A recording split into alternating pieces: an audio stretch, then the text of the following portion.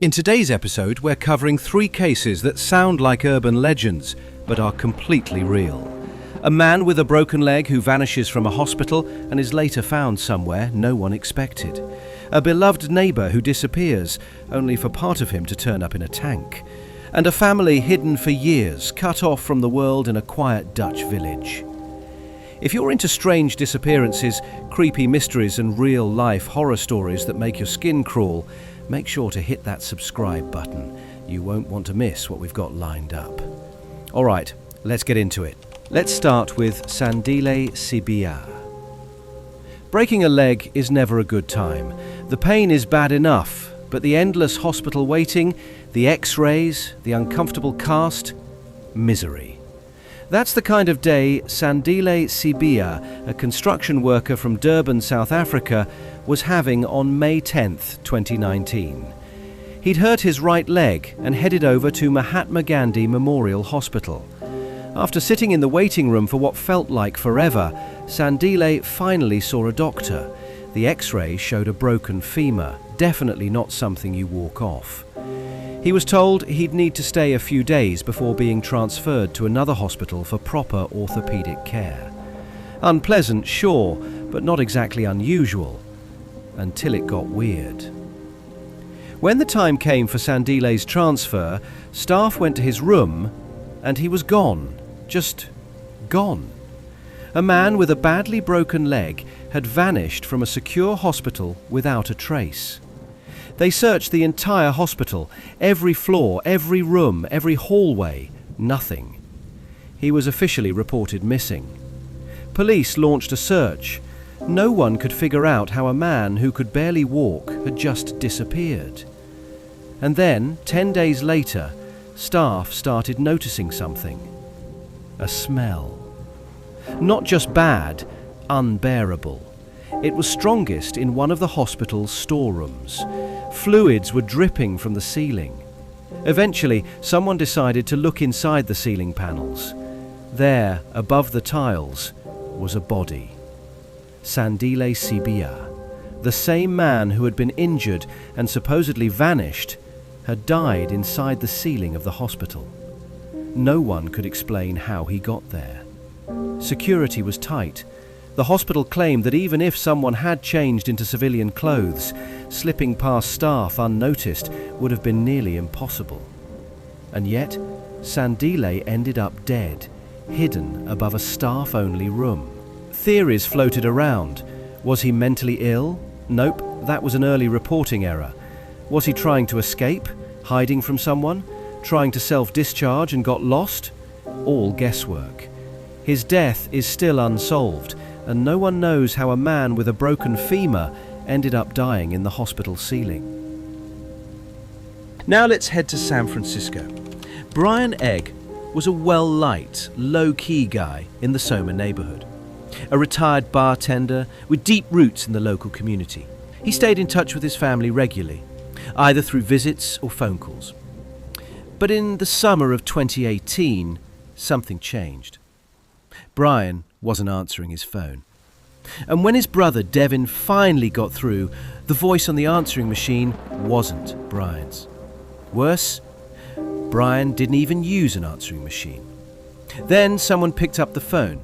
A man who called himself Nate said Brian was walking his dog and would call back soon.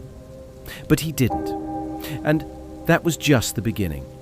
Neighbours started noticing they hadn't seen Brian around. He usually helped clean up the streets. He was part of the fabric of the area. People noticed when he disappeared. Then 2 strangers were spotted going in and out of Brian's house. No one knew them.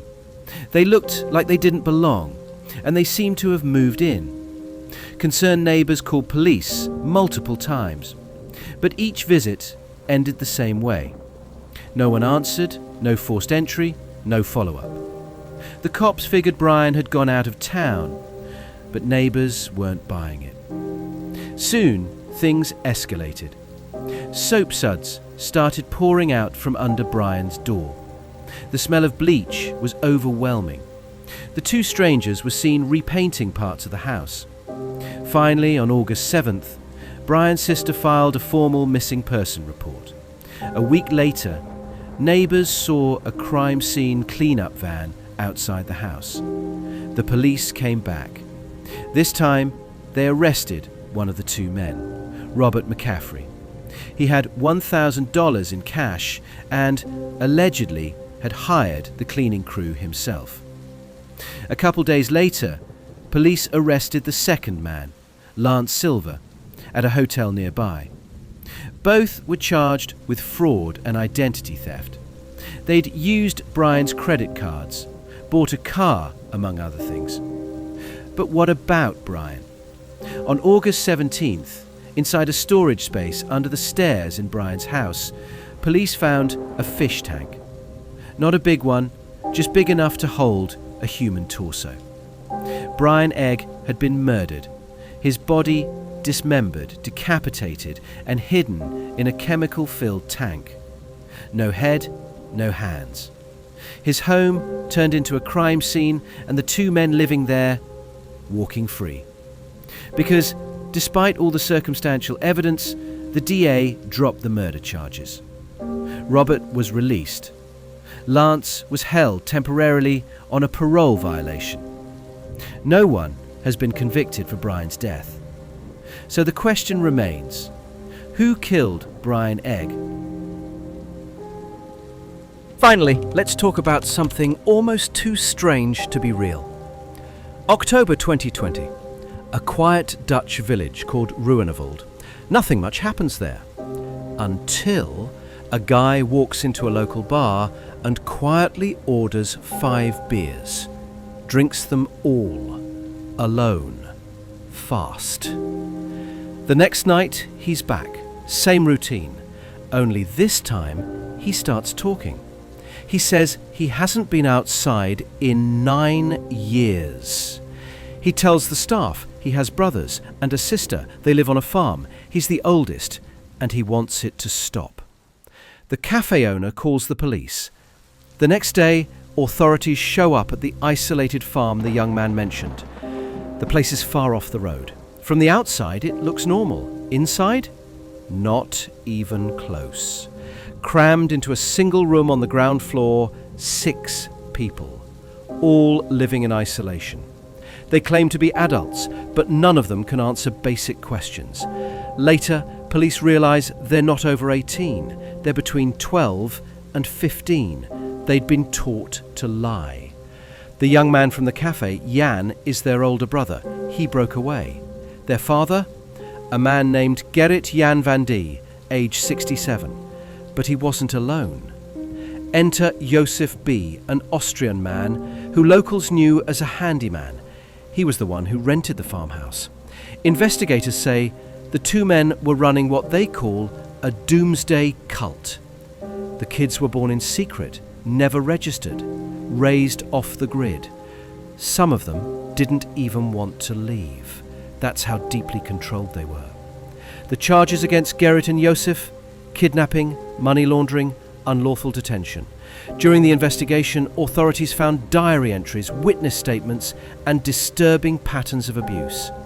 The kids say they were beaten with sticks, forced to pray for days, denied food, made to sit in ice baths until they passed out, all to cleanse them of impurity.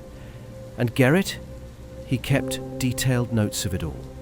The case is still ongoing. Gerrit and Joseph are in custody. The children, now young adults, are slowly learning to live in a world they were never allowed to see. 3 people, 3 cases, a man in a ceiling, a body in a tank, a family hidden in plain sight. Sometimes the scariest stories don't come from ghost tales or horror movies. They come from hospitals, neighborhoods, or quiet villages, places you think are safe. And that's what makes them so unforgettable. Stay aware, stay curious, and as always, stay safe out there. See you in the next one.